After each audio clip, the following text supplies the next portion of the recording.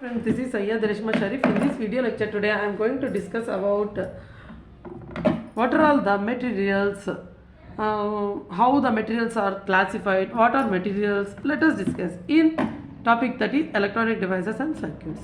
Namely, the materials.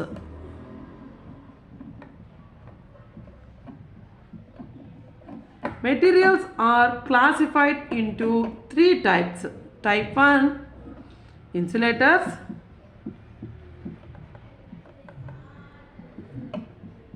Type 2, metals. Type 3, semiconductors.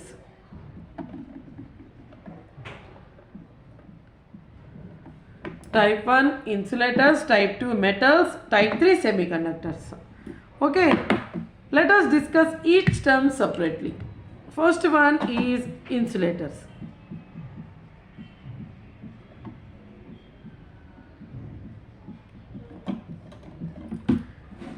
Insulators are a very poor conductors of electricity.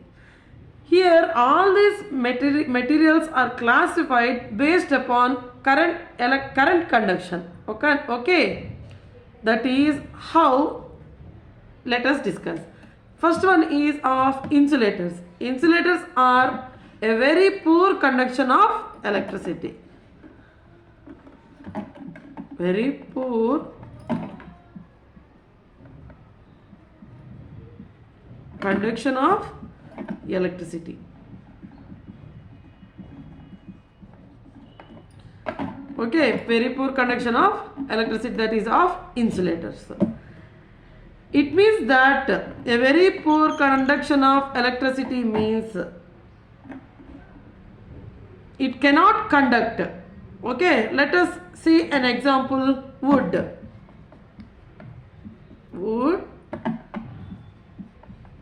glass, diamond, mica. For example, if you take wood, if there is a current connection, no, it has having very poor current conduction. But if you put this electricity through any wire, it has some conduction or not. If you put electricity through wood, no use for that. It acts as a insulator. So glass also, electricity cannot passes through this one. Diamond or as mica. This is called insulators. Next one is metals. Second one is metals.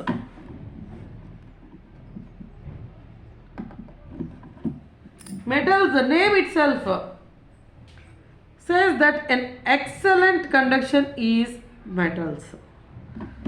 Okay, for example, in any wire, the copper can be used or not. Because why copper only used?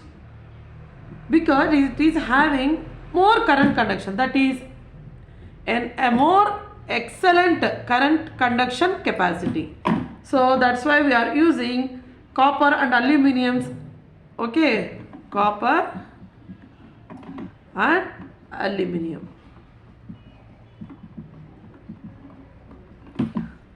Okay, it is having excellent conduction capacity. Next one is semiconductor. Name itself semi. Semi means not completely, partially. Semiconductors. The materials are classified into insulators, metals and semiconductors based upon their conduction of electricity capacity. Insulators are having very poor conduction capacity, whereas metals are having excellent conduction capacity, whereas semiconductors are having conductivity lies between conductors as well as insulators. Conductors, and these metals are also called as a conductors. Okay, this is called in between. Semiconductors are in between conductors as well as insulators.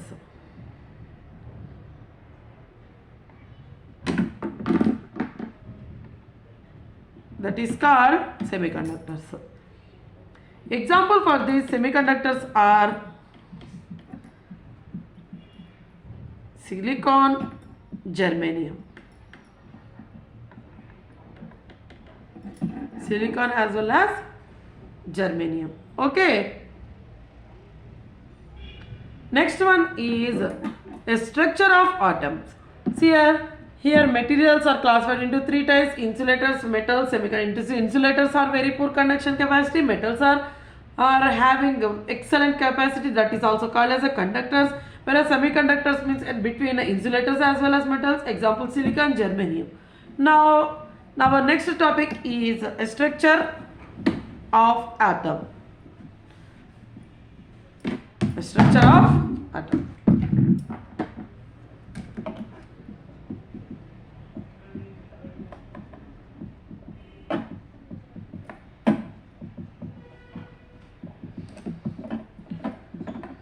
A structure of atom is nothing but how the atom is formed. Let us see. All the protons and neutrons are bonded together at the center of an atom. This is an atom. Atom is nothing but a molecule. Okay, it is made up of or bounded with a protons as well as neutrons. This is called as an atom. This is an atom in center that is bonded with neutrons and protons together, that is center of an atom, which is called as a nucleus. Let us see how it will be. This is an atom. In center of atom, it is bounded with the neutrons and protons. This is called nucleus. This is atom. This is bonded with protons and neutrons. While all the electronics are moving around the nucleus. Here all the electrons, that means that current particles are moves through around the nucleus. Okay. Next one is the electronics are arranged. The electrons are arranged in the different orbits at fixed distances from nucleus. See, let us how this is an atom. This is a nucleus. It is bonded with neutrons and protons. Here in each orbit, this is of having different orbits. Orbits are nothing but paths. Okay. In each and every orbit, the electrons are arranged in different orbit fixed distances. Okay, to fixed distances. For example, as our solar system, all our planets rotates around the sun in their particular orbits are not with a distance, isn't it? Like that only arrangements. The electrons are arranged in different orbits at fixed distances from the nucleus. Generally, an orbit or a shell can contain a maximum number of 2n square electrons.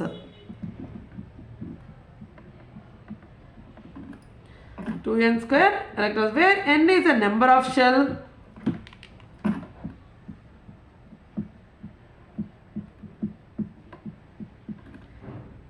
N is a number of shell that which contains a maximum number of electrons. Okay, where n is a number of shells. Here 2n square means 2 into number of shells square of electrons. Okay, generally an orbit or a shell can contains a maximum number. Here an orbit means is nothing but a single path, or orbit means how this is our orbits. Okay, in each and every orbit or each and every, it can have a shell can contains a maximum number of electrons. In each and every orbit it has a maximum number of electrons, that is of 2n square. This n is a number of shells. Each shell has energy levels associated closer to the cell to the nucleus. More tightly it is bounded to the nucleus and process lower energy levels.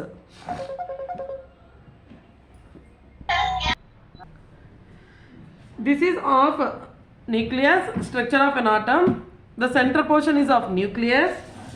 This is an orbit. In each and every orbit has having a number of shells, that is number of electrons, 2n square electrons.